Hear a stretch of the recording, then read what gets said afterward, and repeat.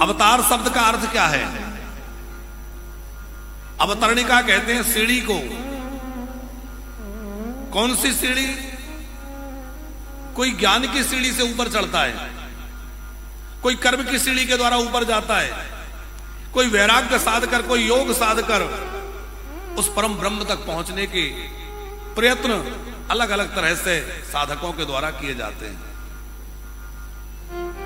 जो योगी हैं, ज्ञानी हैं, वो तो अपने योग, ज्ञान, तप के प्रभाव से, उसके बल पर ऊपर चढ़कर वहां तक पहुंच जाते हैं। पर जो ऊपर नहीं चढ़ सकते, वो कहते हैं प्रभु हमारे अंदर इतना सामर्थ्य नहीं है कि हम ऊपर चढ़ के आ जाएं, आपके पास आ जाएं। हमारे अंदर इतना योग नहीं है, इतना तप नहीं है, इतना ज्ञान नहीं है कि उसके प्रभाव से हम आप तक पहुंच जाएं। हम तो संसार में पड़े सामान्य जीव हैं, आप तक नहीं आ सकते। पर हम आप तक नहीं आ सकते, आप तो हमारे तक आ सकते हैं। सीढ़ी केवल उतरने, सीढ़ी जो है वो केवल चढ़ने के ही काम नहीं आती, बल्कि उतरने के भी काम आती है। तो प्रभु मैं सीढ़ी से चढ़ के ऊपर नहीं आ पा रहा हूं, तो आप नीचे उतर के आ जाइए ना। और जब एक भक्त इस प्रकार रोता है, पुकारता है, तो भगवान कहते चिंता मत करो, मैं आ जाता हूं। और भगवान उतर के नीचे आते हैं, उसी घटना का नाम अवतार है। भगवान नीचे उतर आते हैं। अलग अलग रूपों में भगवान का अवतरण होता है। जिस भक्त ने बुलाया, जैसा समय रहा, जैसी आवश्यकता रही, वैसा रूप बना के भगवान नीचे आ जाते हैं।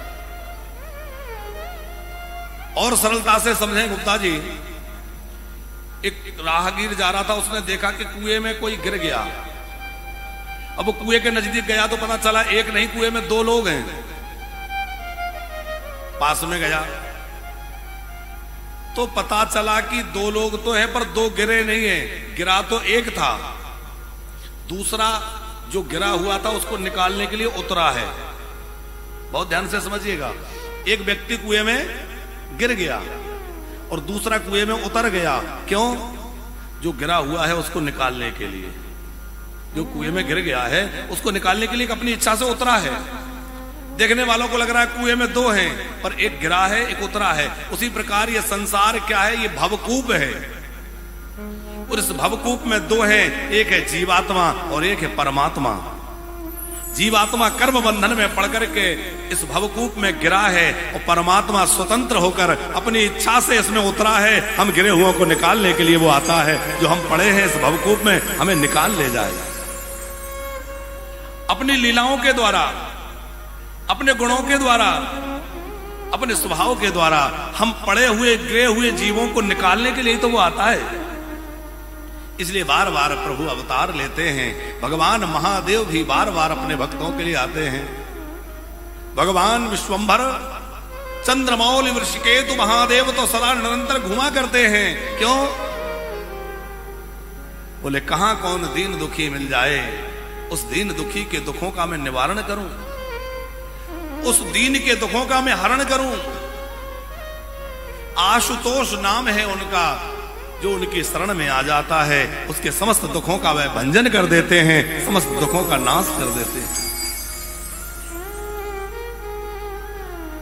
हम लोग उन महादेव के आश्रय में बैठे हैं जो केवल जल चढ़ाने से प्रसन्न हो जाते हैं, केवल शिव से बोलने से प्रसन्न हो जाते हैं। और इतने अनुराग पूर्वक सब लोग कथा सुन रहे हैं। दूर दराज से गुप्ता जी फोन आ रहे हैं लगातार कार्यालय में। अब हम तो सबसे बात नहीं कर पाते, चैनल के माध्यम से बहुत सारे लोग देख रहे हैं, तो देर रात तक फोन बजते रहते हैं। बोले भोपाल में जो कथा हो रही है बहुत बढ़िया भीड़ भाड़ है, बड़ा सुंदर प्रबंध है। हमने कहा भाई मधुरम ग्रुप की मधुर मधुर व्यवस्था है। और कल तो हमें लोग बता रहे थे कि जितने लोग अंदर हैं उससे थोड़े बहुत कम होंगे, उतने ही बाहर भी बैठे थे। और आज भी संख्या खूब आनंद के साथ विराजे हैं सब लोग। और ठाकुर जी ऐसी कृपा करें कि इसी प्रकार ये मधुरम ग्रुप, आज हम जब भोजन करने विराजे थे और पांचों भैया बाबूजी के सहित और उनके सब बहुएं, बच्चे, परिवार सेवा में लगे थे, तो देख के मना बड़ा गदगद हो रहा था। सबसे बड़ी संपत्ति क्या है अशोक जी?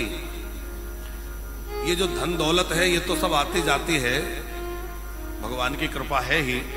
सबसे बड़ी दौलत है कि पांचों भाई एक साथ खड़े हैं और पांचों बहुएं एक साथ खड़ी हैं साहब, ये सबसे बड़ी दौलत है। आज लोगों में स्थिति यह है कि भाई से भाई की राधे राधे नहीं हो रही है, भाई के साथ भाई बैठना बात करना पसंद नहीं करता है, देवरानी जेठानी में खींचतान चल रही है। घर घर की कहानी आप सब जानते हैं। पर सबसे बड़ी संपत्ति है कि परिवार में सुमति बनी रहे। तो हम तो भगवान महादेव से यही प्रार्थना करते हैं, हे बाबा विश्वनाथ, इस परिवार में ऐसा ही स्नेह और प्रेम बना रहे, ये परिवार ऐसे स्नेह के बंधन में बंधा रहे। क्योंकि जहां सुमति तहां संपत्ति नाना, और जहां कुमति तहां विपत्ति निदाना। और एक और आप सबसे प्रार्थना कथा के माध्यम से है कि आप बड़भागी हैं कि आपके बाबूजी माताजी ब्राजी हैं, सेवा का अवसर मिल रहा है। तो इनको गौरी शंकर मान के इनकी सेवा करिए। ये मानिए कि साक्षात गौरी शंकर घर में विराजमान है। यही भगवान गौरी शंकर हैं। और आज परिवार में इतनी समृद्धि है, खुशहाली है, भगवान की कृपा है, और दिन प्रतिदिन उत्तरोत्तर ये वृद्धि को प्राप्त होती रहे। और वो है किसका आशीर्वाद? वो इन्हीं का आशीर्वाद है और इन्हीं की तपस्या का फल है जो आज ये सब हो रहा है।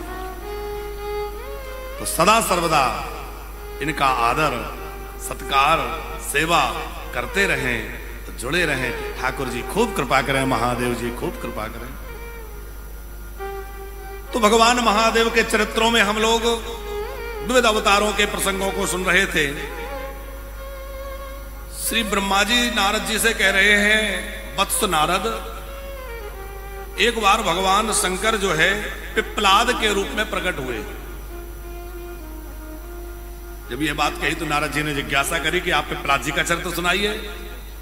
महादेव पिप्पलाद के रूप में क्यों और किस प्रकार अवतरित हुए? बोले बात ऐसी है कि दधीचि ऋषि जो हैं, दधीचि ऋषि तपस्या कर रहे थे। दधीचि ऋषि का नाम आप सबने सुना होगा, परम तपस्वी महात्मा। उन्हीं दिनों वृत्रासुर नाम का असुर हुआ, और वृत्रासुर नाम के असुर को मारा नहीं जा रहा था, वो किसी प्रकार जीता नहीं जा सकता था। तो भगवान ने युक्ति बतलाई कि कोई तपस्वी महात्मा की अस्थियों से वज्र बनाया जाए। बहुत ध्यान से सुनिएगा। कोई ब्रह्म तेज से संपन्न तपोनिष्ठ महापुरुष की अस्थियों से वज्र बनाया जाए, उस वज्र के द्वारा ही इसका मरण हो सकता है। तो सबने विचार किया, ऐसे तो दधीचि ऋषि हैं। दधीचि के पास गए और दधीचि ऋषि से कहा कि आप अपनी अस्थियां हमें दान कर दीजिए। आप विचार करिए कि किसी से पैसा मांगा जा सकता है, कपड़ा मांगा जा सकता है, कुछ मांगा जा सकता है, पर किसी से उसकी हड्डियां मांगी जाएं। आजकल किसी से कोई हड्डियां मांगे तो वो हड्डियां देगा कि हड्डियां तोड़ देगा? है ये कोई देने की चीज है? वह भी संपूर्ण शरीर की जो मुख्य अस्थियां हैं, मेरुदंड है, उसके द्वारा वज्र का निर्माण होना है। लेकिन धन्य है दधीचि, हंसते हंसते उन्होंने कहा कि यदि मेरा जीवन परोपकार के लिए काम आता है और मेरे अस्थियों के द्वारा लोक मंगल का कुछ कार्य होता है, लोकोपकार होता है, परोपकार होता है, तो मैं अपना जीवन समर्पित करने के लिए तैयार हूं, मैं अपना जीवन दिए देता हूं। बैठ गए। चींटियों ने उनके सब चमड़ी रक्त मांस आदि को ग्रहण कर लिया था, अस्थियां रह गई, उससे वज्र बना। लेकिन जिस समय वह अपने देह का त्याग करने के लिए बैठे गुप्ता जी, तो उनकी आंखों से कुछ अश्रु बिंदु आए। देवताओं ने कहा कि आपको तकलीफ हो रही होगी, आपका जीवन जा रहा है। दधीचि बोले, नहीं, मुझे तो बहुत प्रसन्नता है कि मेरा जीवन परोपकार में जा रहा है। मरना तो सबको है साहब, कोई जल्दी मरेगा, कोई थोड़े देर से मरेगा, और जो समाज के लिए कुछ करके जाता है उसको समाज याद रखता है और वो इतिहास में स्मरण किया जाता है। महत्व इस बात का नहीं है कि आप कितने जीते हैं, महत्वपूर्ण यह है कि आप कैसे जीते हैं। आप कितना जी रहे हैं ये महत्वपूर्ण नहीं है, आप कैसे जी रहे हैं, आपके जीवन का लक्ष्य क्या है, आपके जीवन का नजरिया क्या है, तरीका क्या है, वो महत्वपूर्ण है। दधीची कहते हैं मुझे जाने की कोई चिंता नहीं है। फिर रोए क्यों? बोले इसलिए कि मैंने सोचा था कि इसी शरीर से, इन्हीं आंखों से भगवान का दर्शन करूंगा। तो भगवान तो मिले नहीं, दर्शन तो हुआ नहीं, शरीर जा रहा है। भगवान नारायण प्रकट हुए, कहा कि आप चिंता मत करिए, आपको सब कुछ प्राप्त हो गया, मैं तुम्हें दर्शन दे रहा हूं। बोले मैं तो सगुण साकार राम जी के दर्शन के लिए बैठा था। तो बोले फिर ऐसा है कि तुम्हारे प्राण जाएंगे नहीं, हड्डियों में तुम्हारे प्राण बसे रहेंगे, और जब राम जी की लीला होगी तो आपको दर्शन मिलेंगे। तो उन दधीचि ऋषि की अस्थियों से वज्र बना, और उन्हीं दधीचि ऋषि की अस्थियों से पिनाक नाम का धनुष बना। वो पिनाक नाम का धनुष भगवान शंकर के पास था। जब देवासुर संग्राम हुआ तो असुरों ने भगवान शंकर की पूजा करके उनको अपने पक्ष में मिला लिया, और देवासुर संग्राम में एक बार भगवान शंकर असुरों की ओर से युद्ध करने लगे। सामने भगवान नारायण थे, भगवान शंकर ने वो धनुष उठाया, उठा तो लिया, लेकिन बाद में होश आया कि ये तो मेरे प्रभु हैं भगवान नारायण, इन पे बाण चलाऊंगा। लज्जित हो गए। फिर मन में विचार आया कि ऐसा धनुष मुझे पास में रखना ही नहीं है। तो वो पिनाक नाम का धनुष उन्होंने महाराज सीरध्वज जो जनक हैं, सीरध्वज जनक के पूर्वजों को रखने के लिए दे दिया, जो राम जी ने तोड़ा। तो जनक जी की यहां परंपरा से उस धनुष की पूजा होती रही, और वही जनक जी के यहां रखा हुआ था जो राम जी ने तोड़ा। उस धनुष की पूजा होती थी, ये तो आप सब जानते होंगे। तो धनुष पूजा की वस्तु है कि युद्ध की वस्तु है? पूजा के लिए है कि युद्ध के लिए? युद्ध के लिए होता है, पर उसकी पूजा होती थी। क्यों? बोले उसमें दधीचि ऋषि के प्राण बसते थे, सजीव था वो। जब राम जी आए और राम जी ने धनुष को उठाया, तो दधीचि ऋषि ने उस धनुष में जो उनके प्राण अवस्थित थे वहां ही उनका दर्शन किया। दर्शन करके आनंदित हुए, और राम जी ने धनुर्भंग किया, और श्री दधीचि ऋषि का कल्याण हो गया। भगवत धाम को प्रयाण कर गए राम जी का दर्शन करके।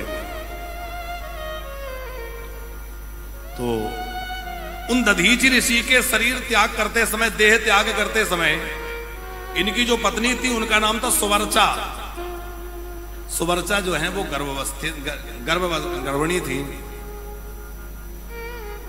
और गर्भवती होने के बावजूद भी जब पति का देह त्याग हुआ तो ये बड़ी दुखी हुई, और इन्हें लगा कि अब तो मैं अपना देह त्याग कर दूं, मैं सती हो जाऊं। सती होने का निश्चय किया तो आकाशवाणी हुई, देवी आप सती मत होइए, क्योंकि आप गर्भवती हैं, आपके गर्भ से एक महान ऋषि का जन्म होगा, इसलिए आप अपने गर्भ की रक्षा के लिए अपने प्राणों को धारण करिए। तब सुवर्चा पति चरणों का स्मरण करते हुए सती नहीं हुई, स्मरण करते हुए समय व्यतीत करती रही। धीरे धीरे समय व्यतीत हुआ और बालक को उन्होंने जन्म दिया, लेकिन वो तो पति के वियोग में दुखी थी। बालक को जन्म देते ही सती हो गई। अब जब वो सती हो गई तो बालक तो अनाथ हो गया, पिताजी पहले चले गए, माताजी जन्म देकर चली गई। तो वो बालक जो है रोने लगा। उस समय ऋषियों ने आकर के उस बालक का जातकर्म संस्कार करवाया, नामकरण संस्कार किया, और उनका नाम पिप्पलाद पड़ा, क्योंकि वह बालक बाद में एक पीपल वृक्ष के मूल में रहकर के पला और बड़ा। तो पीपल के मूल में रहने से उस बालक का नाम क्या हुआ? पिप्पलाद। कि दधीचे पिप्पलाद प्रातुर पिलसंतम सुतस्य चतम संस्कृत्य विधिर्वत् सर्वे विष्णुवाद्यास्तुष्टो सुता।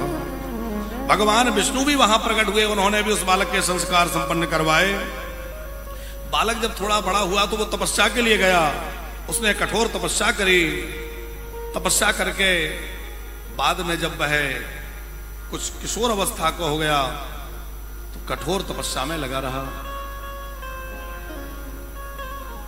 संतों का धन तो तप है, इसलिए भैया खूब तप, खूब स्मरण करना चाहिए। तप करते करते करते करते इनका शरीर वृद्ध होने लग गया। किशोर अवस्था से तप कर प्रारंभ किया और वृद्ध अवस्था आने लग गई। तो एक बार यह कहीं भ्रमण कर रहे थे, पुष्पभद्रा नाम की नदी पर भ्रमण के लिए वहां कहीं गए स्नान आदि के लिए। तो वहां उन्होंने राजा अरण्य की पुत्री को देखा। राजा अरण्य की पुत्री है जिनका नाम है पद्मा, जो बहुत सुंदर है, अनुपम सुंदरी है। उसको देखकर इनके मन में गृहस्थ में जाने की विचार आया कि मैं भी गृहस्थ में चला जाऊं, मैं भी विवाह कर लूं। अब पद्मा को देखकर विवाह की इच्छा हुई तो राजा के पास गए, कहा राजन मैं तुम्हारी पुत्री से विवाह करना चाहता हूं। राजा भयभीत हो गया कि यदि मना करता हूं तो ये महात्मा क्रोध करके मेरे राज्य को नष्ट कर देंगे, श्राप दे देंगे, और यदि विवाह करूं तो ये तो वृद्ध महात्मा है, इनसे कैसे मेरी बेटी का विवाह करूं? मेरी बेटी महलों में रहने वाली महात्मा के साथ क्या सुख मिलेगा, कहां रखेंगे? लेकिन तपोबल के द्वारा उसी समय श्री पिप्पलाद जी जो है युवा अवस्था को धारण कर लिए। उनका तप का प्रभाव ये था कि वह युवा स्वरूप धारण कर लिए।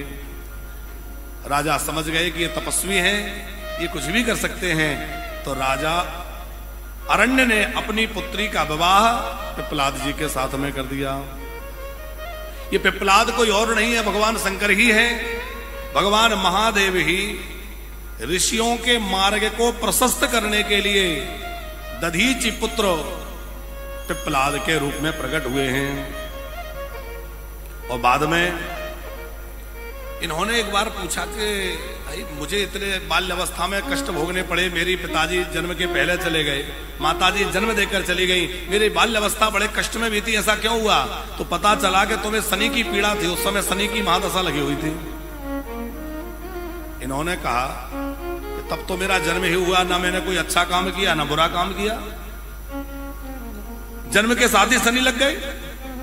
मैं शनि को श्राप देता हूं कि शनि जो है 16 वर्ष से कम आयु के बच्चों को अपना प्रभाव नहीं कर पाएंगे। कि षोडशाब्दाब्धि नाम जन्मतो नाम अवेक्षसा तथा च भक्ता नाम सत्यमेव तत्त्वमेव च। विशेष करके भगवान शंकर के भक्तों को तो शनि पीड़ा दे ही नहीं पाएंगे। ये बात पिप्पलाद जी ने कही। और ये भी कहा कि यदि शनि ने मेरी बात नहीं मानी और 16 वर्ष से कम आयु के बच्चों को उन्होंने पीड़ा दी तो मेरे कोप से शनि जल करके भस्म हो जाएंगे। तब से 16 वर्ष से कम आयु के बच्चों को शनि की 7.5 महादशा आदि का प्रभाव नहीं होता, ऐसा पिप्पलाद जी ने यहां कहा। और पिप्पलाद से शनि भयभीत हो गए। पिप्पलाद के भय से शनि भयभीत हो गए। तो वहां गुप्ता जी एक बात कही गई है कि जो पिप्पलाद ऋषि का स्मरण करता है उसके ऊपर यदि 7.5 शनि चल रहे हैं, शनि की महादशा चल रही है, और वो पिप्पलाद जी का स्मरण करे तो शनि उसको पीड़ा नहीं देते, शनि उसको तकलीफ नहीं देते। तो आज कौन सा दिन है? शनिवार ही है। तो आज हम लोग पिप्पलाद जी के जन्म की कथा सुन रहे हैं और उनको प्रेम से प्रणाम करें तो पिप्पलाद जी की कृपा से हम सबके जीवन में भी शनि की पीड़ा नहीं होगी। बोले पिप्पलाद जी महाराज की जय। 3 नाम ऐसे हैं जिनका स्मरण करने से शनि पीड़ा नहीं होती। एक विश्वामित्र, एक कौशिकी और एक पिप्पलाद। इनका नाम स्मरण करने से शनि की पीड़ा नहीं होती। शनि से ज्यादा डरा मत करो। कई लोग ग्रहों से बड़े परेशान और डरे हुए रहते हैं। देखो ग्रहों का अपना प्रभाव है। हम ये नहीं कहते कि ज्योतिष का महत्व नहीं है, कि ग्रहों का प्रभाव नहीं है, वो तो प्रत्यक्ष है, ग्रह तो है ही। पर 9 ग्रहों से ऊपर है भगवान का अनुग्रह, और जो भगवान के अनुग्रह में जीता है उसको 9 ही ग्रहों से भी डरने की आवश्यकता नहीं है। जो भगवान के शरण में आ जाएगा उसको किसी से भयभीत होने की बात नहीं है। क्योंकि जो शनि है, ये शनि देवता के इष्ट देवता कौन है पता है आपको? शनि देव के इष्ट देवता है हमारे कन्हैया श्री कृष्ण, और कृष्ण उपासक हैं शनि। और जो राधा कृष्ण का आराधन करता है, सीता राम जी का भजन करता है, भोले बाबा की आराधना करता है, शनि देवता उसको पीड़ा नहीं पहुंचाते। वैसे तो हमने एक कथा संतों से सुनी है, कथा ब्रह्मांड पुराण की नहीं है वो। गुप्ता जी एक बार शनि देवता भोले बाबा के पास पहुंचे कि बाबा अब मेरा समय आ रहा है, मैं आपको अपने प्रभाव में लूंगा। भोले बाबा ने कहा भाई ऐसी बात है तो हम बचने का प्रयास करते हैं। तो भोले बाबा गुफा में चले गए और अंतर ध्यान हो गए। 7.5 वर्ष तक भोले बाबा निकले ही नहीं। भोले बाबा तो हजारों वर्ष की समाधि लगाने वाले हैं। 7.5 वर्ष बाद निकल के आए, पर शनि आए तो शनि से भोले बाबा ने कहा देखो तुम कुछ नहीं बिगाड़ पाए, तुम्हें हम मिले ही नहीं। भोले बाबा से शनि हंस के बोले कि यही तो बिगाड़ना था कि मेरे डर से 7.5 वर्ष तक छुपे रहे। लेकिन ये तो किसी महात्मा से हमने हंसने की बात सुनी। वस्तुतः बात यह है कि भगवान महादेव के भक्तों को भी शनि पीड़ा नहीं पहुंचाते। देखो 9 ही ग्रह भगवान के ही तो भक्त हैं, भगवान के ही हैं। सूर्य नारायण भगवान का ही स्वरूप है, भगवान के पूर्वज है। दूसरी तरह से देखा जाए तो राम जी के पूर्वज है कि नहीं सूर्य नारायण। शनि देवता ये भी भगवान के पूर्वज हैं, राम जी के पूर्वज हैं, सूर्य पुत्र हैं। मंगल कौन है आचार्य जी? मंगल जो है वो हमारे राम जी के साले साहब हैं, है कि नहीं है? कैसे है? अरे मंगल का जन्म भूमि से हुआ है, भूमि पुत्र है मंगल। तो हमारी जानकी जी कहां से जन्म लिए हैं? भूमि से। तो जानकी मैया भी भूमि पुत्र हैं और मंगल भी भूमि पुत्र हैं। इस नाते से राम जी के साले साहब हो गए। अब जो बहनोई जी से संबंध बना ले, राम जी से संबंध जिसका हो जाए, फिर साले साहब से क्या डर है? इसलिए गोस्वामी जी कहते हैं जानकी नाथ सहाय करें जब, जानकी नाथ सहाय करें जब, कौन बिगाड़ करे नर तेरो, कौन बिगाड़ करे नर तेरो, जानकी नाथ सहाय करें तब, कौन बिगाड़ करे नर तेरो, जानकी नाथ सहाय करें तब, कौन बिगाड़ करे नर तेरो।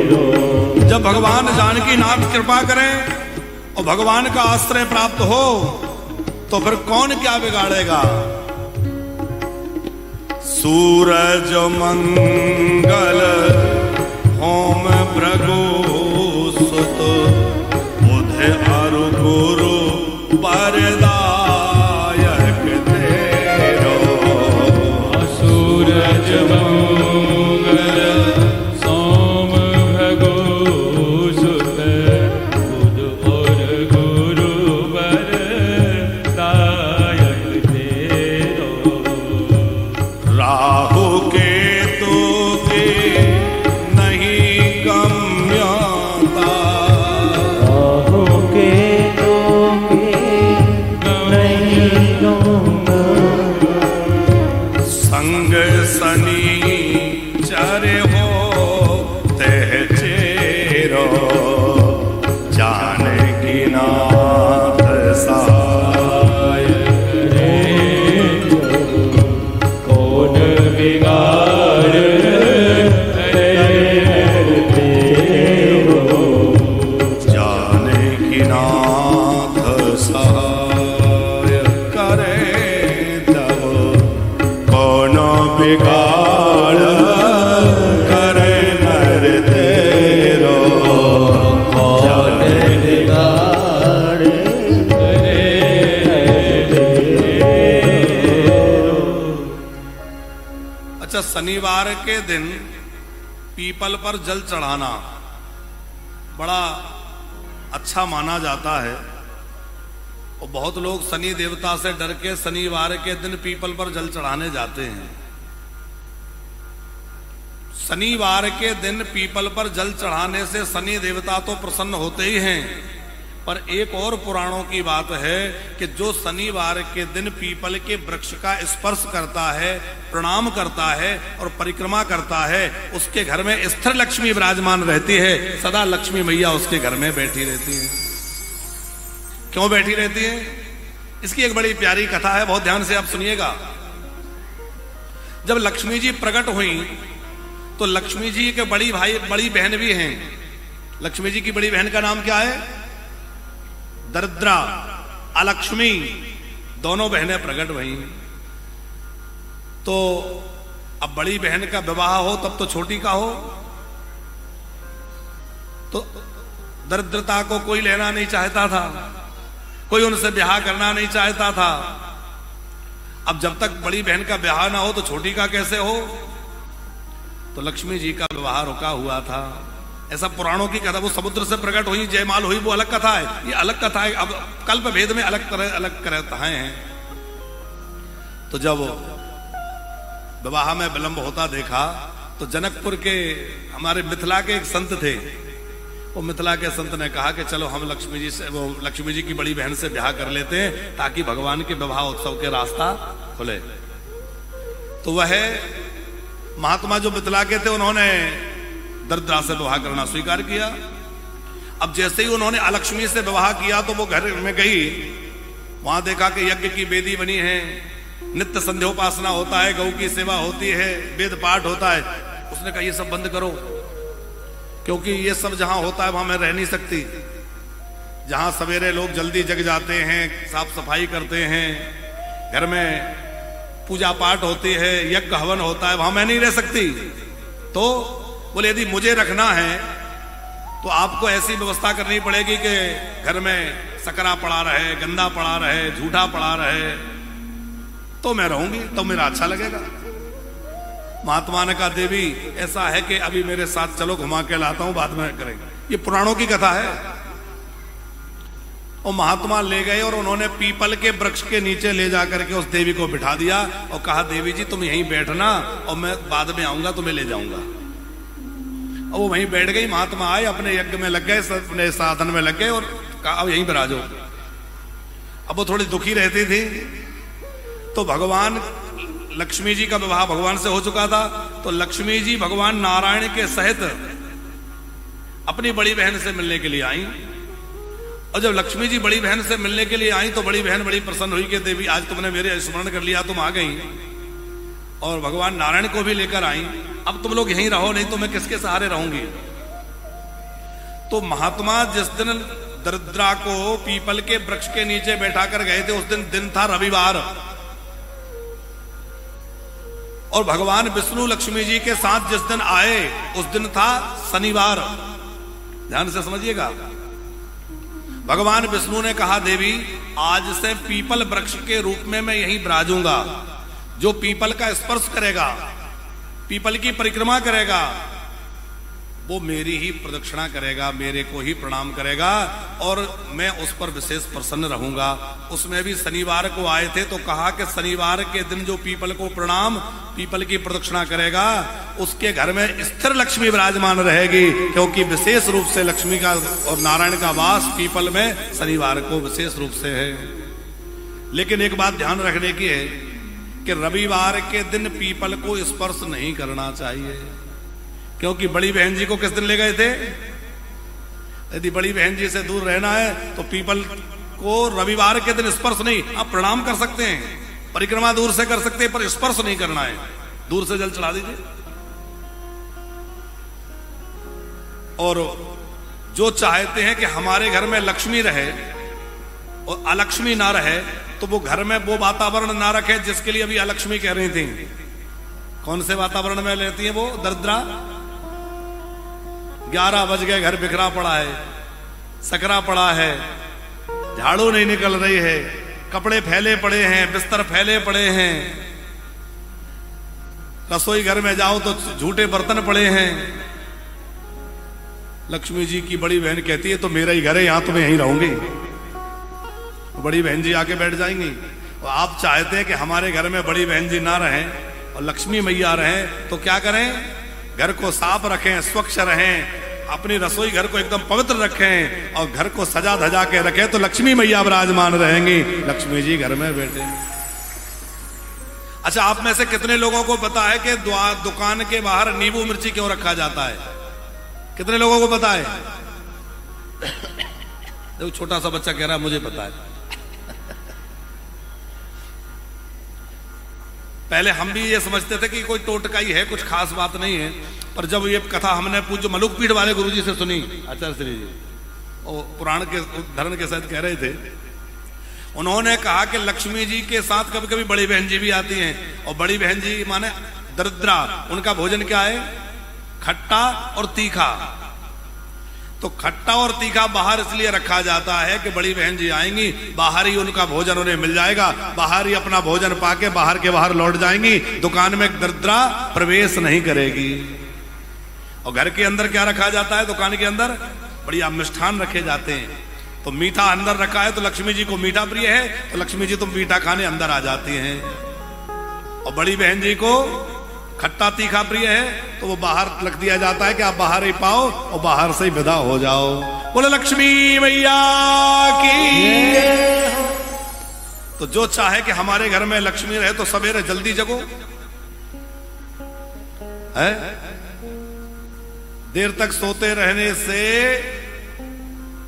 लक्ष्मी जी कहती हैं कि ये देर तक सोने का दोष यदि नारायण में भी आ जाए तो मैं नारायण को भी त्याग दूंगी। तो भैया जब नारायण को त्याग देंगी तो हम लोगों को क्यों ना त्यागेंगी? इसलिए हम लोग इस बात पर सावधान हो जाएं। अब आजकल तो ऐसी जीवन शैली लोगों की हो गई है कि देर रात तक जगना और देर सवेरे तक सोना। रात को 2-2 बजे तक तो है। एक सज्जन कह रहे थे गुप्ता जी, बोले उस व्यक्ति को खोजो जो ये कहता था कि मोबाइल आने से टाइम बचेगा। मोबाइल आने से टाइम बच रहा है कि पूरा टाइम मोबाइल में बर्बाद हो रहा है? व्यक्ति खा रहा है तो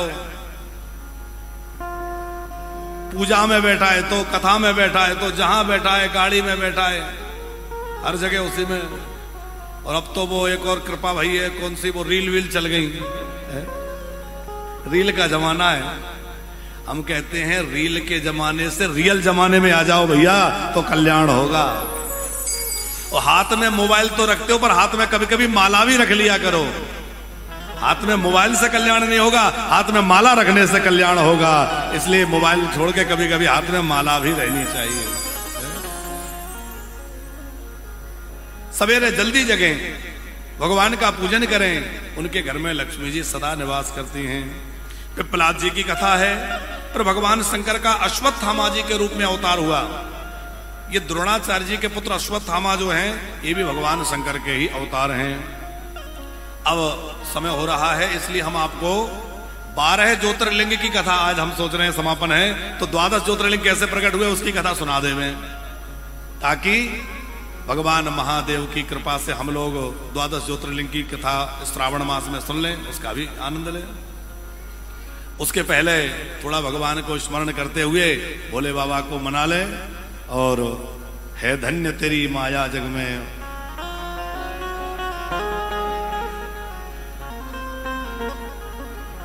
कि है धन्य तेरी माया जग में, ओ दुनिया के रखवाले शिव शंकर डमरू वाले,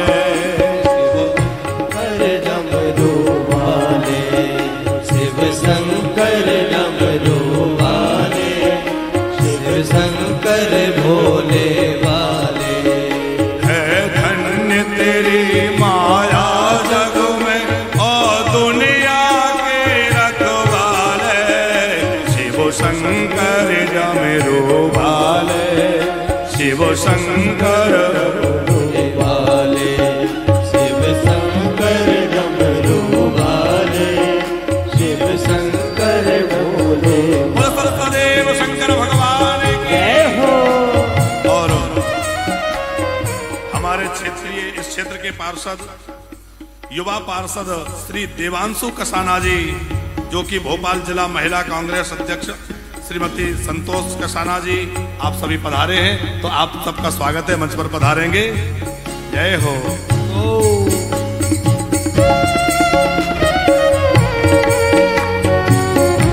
आप सब बोले शंकर भगवान की जय हो।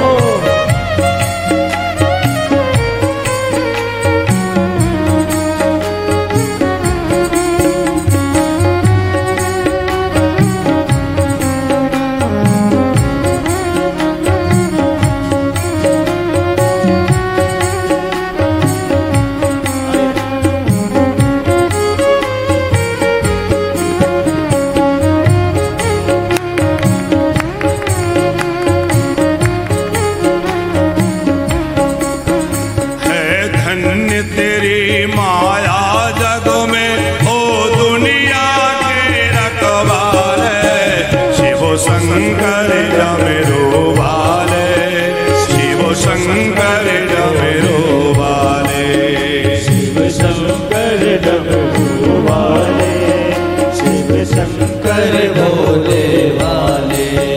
जो ध्यान तेरा धरे मन में वो जग से मुक्ति पाए। ध्यान तेरा धरे मन में वो जग से मुक्ति पाए। वो सागर से उसकी नैया तो पल में पार लगाए। सागर से उसकी नैया तू पल में पार लगाए। बाबा पल में पार लगाए। संकट में भक्तों को बढ़ कर तू बोले आप सवाले। शिव शंकर डमरू वाले, शिव शंकर भोले वाले, शिव शंकर डमरू वाले, शिव शंकर भोले वाले। है धन्य तेरी माया जग में, ओ दुनिया के रखवाले। शिव शंकर डमरू वाले, शिव शंकर भोले वाले, शिव शंकर डमरू वाले, शिव शंकर भोले वाले। एक बार भाव से बोले हर हर महादेव।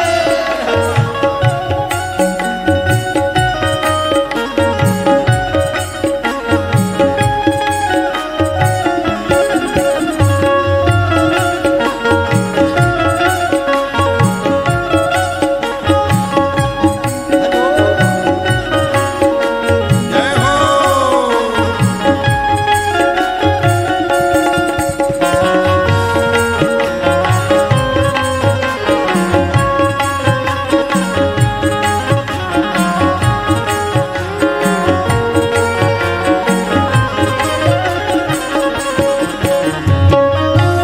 एक बार बोले शंकर भगवान की जय हो।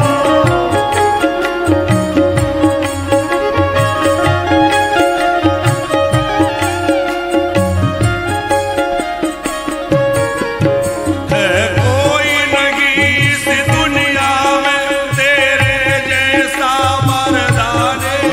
हरिओ हरिओ हरिओ हरिओ। है कोई नहीं इस दुनिया में तेरे जैसा मर्दाने। नित्य सुमिरन करते नाम तेरा सब संत ऋषि और ज्ञानी। सब संत ऋषि और ज्ञानी। ना जाने किस पर खुश होकर तू क्या से क्या कर डाले। शिव शंकर डमरू वाले, शिव शंकर भोले वाले, शिव शंकर डमरू वाले, शिव शंकर भोले वाले। है धन्य तेरी माया जग में, ओ दुनिया के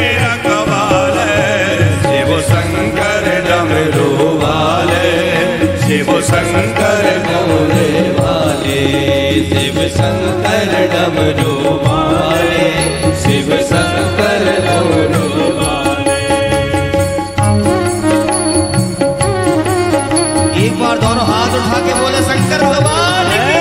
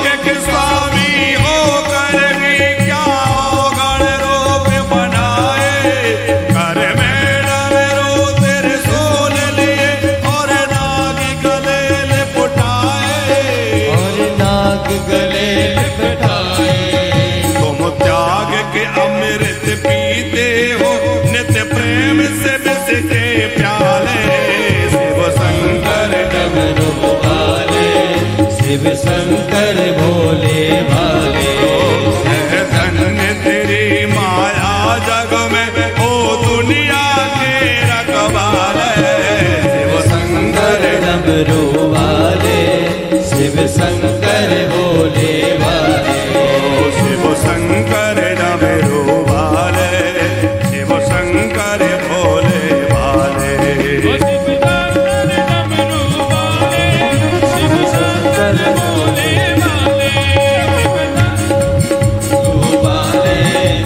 शंकर भोले वाले।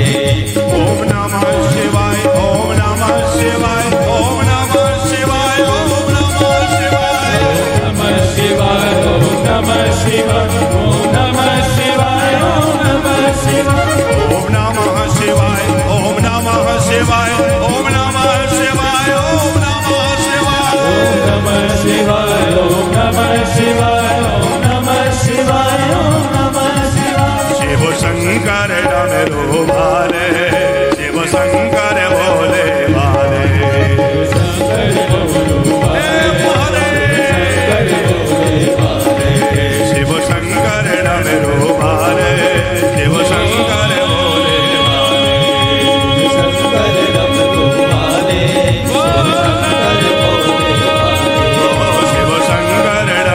वाले, शिव शंकर डमरू वाले, शिव शंकर भोले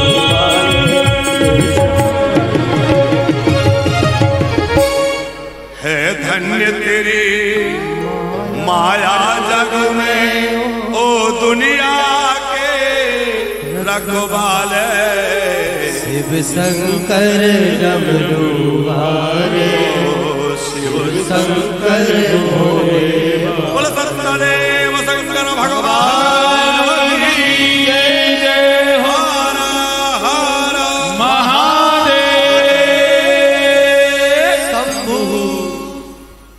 अब जो है, जो हमारे द्वादश ज्योतिर्लिंग हैं उनका प्राकट्य कैसे हुआ वह पावन कथा है।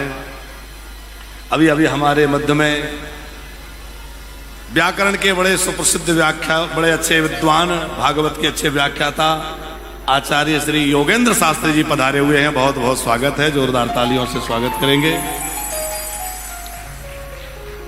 द्वादश ज्योतिर्लिंगों के नाम सबको याद हैं। 12 ज्योतिर्लिंग सौराष्ट्रे सोमनाथम च श्रीशैले मल्लिकार्जुनम उज्जैन्यां महाकालम ओंकारममलेश्वरम। पहले कौन से हैं? सोमनाथ। सौराष्ट्रे सोमनाथम। तो सोमनाथ भगवान जो ज्योतिर्लिंग प्रकट हुए उनकी कथा क्या है? दक्ष महाराज की बेटियों में से 27 बेटियां जो हैं वो चंद्रमा के साथ ब्याही गई हैं। दक्ष की 27 बेटियों का विवाह किससे हुआ है? चंद्रमा से, जिनके नाम है, नक्षत्रों के नाम अश्विनी, भरणी, कृतिका, रोहिणी, मृगशिरा, आद्रा, पुनर्वसु, पुष्य, ये सब 27 हैं। तो सभी को एक समान प्रेम चंद्रमा को करना चाहिए, लेकिन चंद्रमा जो है वो रोहिणी नाम की देवी को विशेष प्रेम करते थे, बाकी से कुछ कम प्रेम, कुछ भेदभाव रहता था। तो बाकी सब कन्याओं ने अपने पिताजी से जाकर शिकायत करी, पिताजी आपके दामाद जी हमारे साथ भेदभाव करते हैं, रोहिणी बहन को तो बड़ा प्रेम करते हैं और हमसे भेद रखते हैं। दक्ष महाराज ने समझाया, हे चंद्रदेव आप ऐसा भेद मत करिए, क्योंकि भेद करने वाला कितना ही श्रेष्ठ व्यक्ति क्यों ना हो, उसको बड़ा भारी अपराध लगता है। किसी में भी भेदभाव की भावना नहीं होनी चाहिए। जैसे कोई पंगत में बैठा है तो उसको पंक्ति भेद नहीं होना चाहिए, फिर एक जैसा भाव होना चाहिए। प्रसाद बट रहा है तो एक जैसा भाव होना चाहिए, ऐसा नहीं कि इनको कम दे दें, इनको ज्यादा दे दें, ये पहचान वाले, ये बिना पहचाने नहीं। भेद करने से बड़ा पातक लगता है। महाराज दक्ष ने समझाया, पर चंद्रमा उतना ध्यान नहीं दिए, क्योंकि प्रेम हृदय से होता है और उनका विशेष प्रेम रोहिणी पर ही था। अब ये बात बार बार जब बेटियों के द्वारा दक्ष महाराज को पता चली तो दक्ष महाराज को थोड़ी जो है रोष आ गया, क्रोध आ गया। उन्होंने कहा ऐसी विषमता करते हो, तुम देवता कहलाने योग्य नहीं हो। श्वेताम चंद्रमत पूर्वम प्रार्थितम बहुधा मया न मानितम त्वया यस्मात् तस्मात् तुम चा क्षयी भवेत। तुमने मेरी बात का आदर नहीं किया और तुम बार बार समझाने पर भी जो है पक्षपात करते हो, इसलिए तुम क्षयी रोगी हो जाओ, क्षय रोग से ग्रसित हो जाओ। अब जब ऐसा श्राप चंद्रमा को लग गया और चंद्रमा क्षय होने लग गया, तो चंद्रमा नहीं रहेंगे तो वनस्पतियां कैसे रहेंगी, अमृत तत्व का वर्षण कैसे होगा, सृष्टि का क्रम बिगड़ जाएगा। सब देवता परेशान हो गए, सब देवता ब्रह्मा जी के पास गए। ब्रह्मा जी ने चंद्रमा को युक्ति बतलाई कि देखो दक्ष के श्राप से तुम्हें महादेव बचा सकते हैं। यदि प्रबल भावी को टारने की किसी में सामर्थ्य है, हमारे भाग्य को सीधे शब्दों में कहें, हमारे भाग्य को पलटने की शक्ति किसी में है तो वो देवादिदेव महादेव में है। भोले बाबा आपके भाग्य को भी पलट सकते हैं। वैसे तो कहा जाता है कि जो भाग्य में होगा वही मिलेगा, लेकिन मेटत कठिन कुंक भाल के भगवान शंकर जो है वो हमारे भाग्य के लेखे भी बदल देते हैं साहब। इसलिए भाग्य की चिंता मत करो, महादेव की शरण में आ जाओ और हमारा भाग्य भी महादेव की कृपा से बनेगा साहब। तो ब्रह्मा जी ने कहा, हे चंद्र तुम प्रभास क्षेत्र में जाकर के मृत्युंजय मंत्र का जप करो और महादेव की पूजन करो। चंद्रमा जो है प्रभास क्षेत्र में गए और वहां जाकर के उन्होंने मिट्टी के शिवलिंग बनाकर के शिवार्चन शुरू किया। गुप्ता जी एक बड़ी विशेष बात ज्योतिर्लिंग की कथा में है कि प्राया ज्योतिर्लिंग जो है वो पार्थिव शिवलिंग से कथा जुड़ी है। प्राया ज्योतिर्लिंग सारे तो नहीं, लेकिन प्राया तो मिट्टी के शिवलिंग की महिमा बहुत विशेष है। अब बड़ा सरल साधन है, हम लोगों को लगता है अरे इसमें क्या है, पर पार्थिव शिव का विधान जो है चारों युगों में, जैसे हमने अलग अलग 4 युगों में 4 प्रकार के शिवलिंग की चर्चा कही थी कि सतयुग में स्वर्णमय, सतयुग में रत्नमय शिवलिंग, रत्नों के शिवलिंग, त्रेता में स्वर्ण के शिवलिंग, द्वापर में पारद के शिवलिंग और कलयुग में मिट्टी के शिवलिंग। लेकिन चारों युगों में मृतिका के शिवलिंग, पार्थिव शिवलिंग का विधान है। जैसे 4 युगों में ध्यान, यज्ञ, पूजा और नाम है, लेकिन चारों युगों में नाम का प्रभाव है कि नहीं? नाम का प्रभाव केवल कलयुग में नहीं है। चाहूं जोगे चाहूं श्रुति नाम प्रभाव, कलि विशेष नहीं आन पाओ। जैसे चारों युगों में नाम की महिमा है पर कलयुग में विशेष है, वैसे ही चारों युगों में पार्थिव शिवलिंग की पूजा का विधान और महिमा है पर कलयुग में विशेष है। चंद्रमा ने पार्थिव शिवलिंग बना करके अर्चन किया और मृत्युंजय मंत्र का 10 करोड़ जप किया। 6 महीने तक। उसके बाद भगवान महादेव प्रकट हो गए। भगवान शंकर ने प्रकट होकर कहा वरदान मांगो। चंद्रमा ने कहा मेरा रोग दूर कर दो, मेरा रोग से मुझे मुक्ति दिला दो। भोले बाबा ने कहा मेरी शरण में आए हुए को निराश नहीं होना पड़ता, अब तो निराश मत हो। देखो मैं तुम्हारे ससुर जी के श्राप को पूरी तरह समाप्त कर दूंगा तो उसमें एक महापुरुष की वाणी का प्रभाव व्यर्थ चला जाएगा, लेकिन मेरी पूजा भी व्यर्थ नहीं हो सकती। तो भोले बाबा ने क्या किया? भोले बाबा ने कहा कि तुम्हारा 6 रोग तो नष्ट हो जाएगा, लेकिन एक बात रहेगी कि तुम जो है एक पक्ष में घटोगे और एक पक्ष में बढ़ोगे। तो कृष्ण पक्ष में चंद्रमा घटता है और शुक्ल पक्ष में बढ़ता है। भगवान महादेव बड़े प्रसन्न थे, कहा और कुछ मांगो। तो चंद्र देवता ने कहा कि यदि और कुछ देने की इच्छा है तो आज से आप मेरे नाम से इसी स्थान में प्रतिष्ठित हो जाएं और आपके साथ मेरा नाम जुड़ जाए। भोले बाबा ने कहा बिल्कुल। तो सोमेश्वरश्च नामना सीद विख्यातो भुवनत्रये क्षय कुष्ठादि रोगाणाम नासका पूजना ध्वजा। जो कोई वहां जाकर सोमेश्वर महादेव का पूजन करेगा और वहां चंद्रकुंड में स्नान करेगा, वो कुष्ठ रोग, क्षय रोग या चर्म रोग आदि जो हैं उसके वो समाप्त हो जाएंगे। भगवान शंकर की कृपा से वह निरोगी हो जाएगा। ऐसा वहां का प्रभाव है। और चंद्र के नाम के साथ भगवान शंकर का नाम जुड़ गया। और क्या नाम हो गया? भगवान शंकर के साथ चंद्रमा का नाम जुड़ गया। और क्या नाम हो गया? सोमेश्वर महादेव। चंद्रमा का एक नाम सोम है, इस वजह से भगवान भोलेनाथ का नाम पड़ गया सोमेश्वर महादेव। बोले सोमेश्वर महादेव की। चंद्रमा ने अपने आप को भोले बाबा से जोड़ लिया। और चंद्रमा को भगवान शंकर तो मस्तक पर धारण करते हैं। एक संत कह रहे थे कि अच्छा ये बताओ शंकर जी टेढ़े चंद्रमा को सिर पर क्यों बिठाते हैं? तो दूसरे ने कहा कि भाई शायद इसलिए कि टेढ़े लोगों से सब डरते हैं, जो लोग टेढ़े होते हैं उनसे सब डरते हैं, तो शायद टेढ़े चंद्रमा से भोले बाबा डरते हो। बोले नहीं नहीं, महादेव किसी से क्या डरेंगे? तो बोले इसलिए सिर पे बिठा रखा है टेढ़े चंद्रमा को कि भगवान के नाम से चंद्रमा जुड़े हैं। राम जी का पूरा नाम है तो उसमें क्या है? राम चंद्र, कृष्ण चंद्र। भोले बाबा कहते हैं कि जो भगवान के नाम से जुड़ जाता है वह टेढ़ा हो, कलंकित हो, चाहे जितने दोष युक्त हो, पर भगवान के नाम से जो जुड़ जाता है मैं उसको सिरोधार्य कर लेता हूं, मैं उसको अपना लेता हूं। तो जीवन में ये सूत्र याद रखें। हमारे जीवन में चाहे जितने दोष हैं, दोषों को समाप्त करने का प्रयास तो करते ही रहें, पर नाम से जुड़ जाएं। जो भगवान के नाम से जुड़ जाएगा उसके जीवन में कोई दोष नहीं रह जाएगा। उसके जीवन भगवान का नाम सब दोषों को समाप्त कर देगा।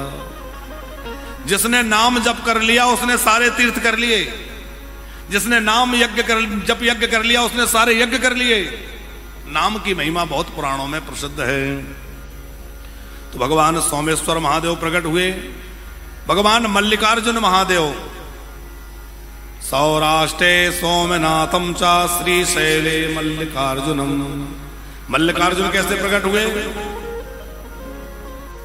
जब ये बात रखी गई कि पहले किसका विवाह करें, कार्तिकेय जी का कि गणेश जी का, भोले बाबा ने कहा कि जो पहले पृथ्वी की परिक्रमा करके आ जाएगा उसका विवाह पहले कर देंगे।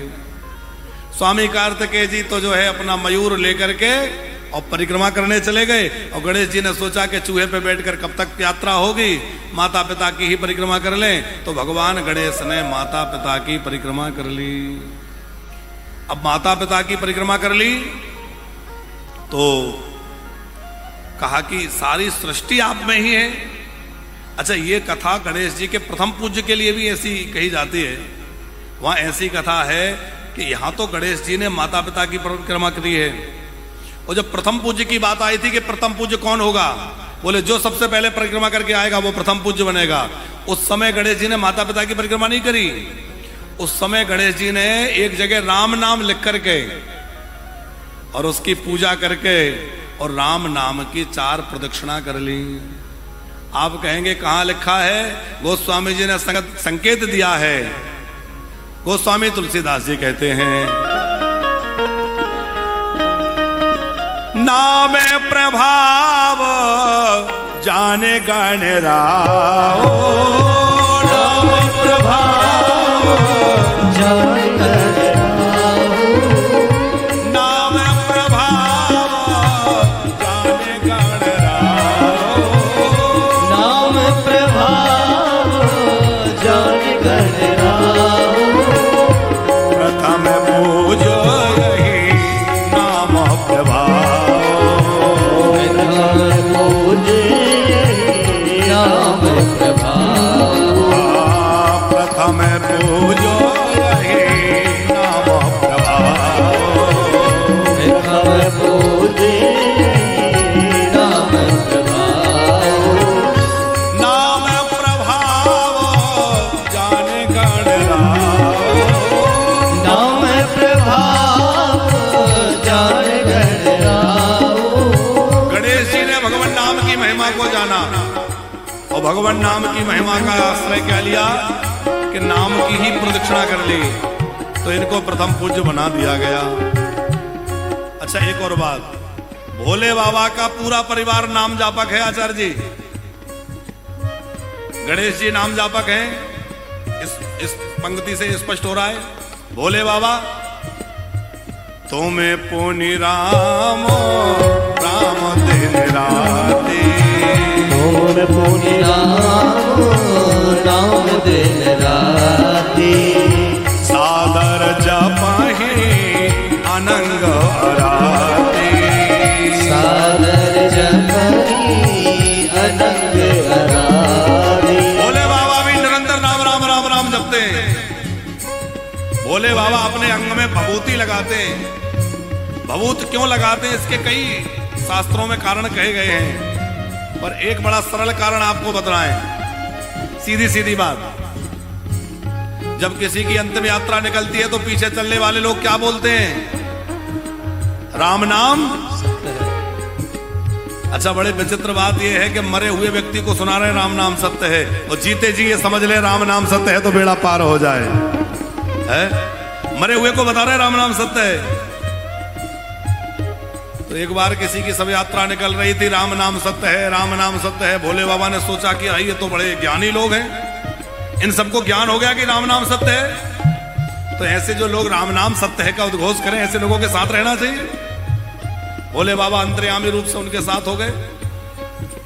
अब वो जैसे ही चिता पर ले जाकर उसको लिटाया, अच्छा रास्ते में तो सब बोलते हैं, पर चिता पे लिटाने के बाद फिर कोई नहीं बोलता।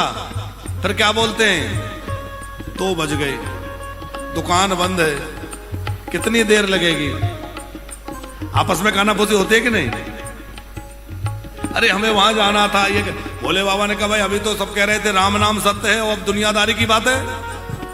भोले बाबा समझ गए कि ये जो कुछ चमत्कार था इस मुर्दे में था, इसी के कारण ये सब लोग राम नाम सत्य बोल रहे थे। जैसे ही मुर्दा गया ये सब भूल गए, और तब तक तो वो जल चुका था।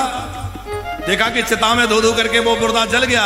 भोले बाबा ने कहा जिसके कारण जगत को ये ज्ञान हो कि राम नाम सत्य है, मैं उसकी भस्म धारण कर लेता हूं। भगवान शंकर ने चिता की भस्म धारण कर ली।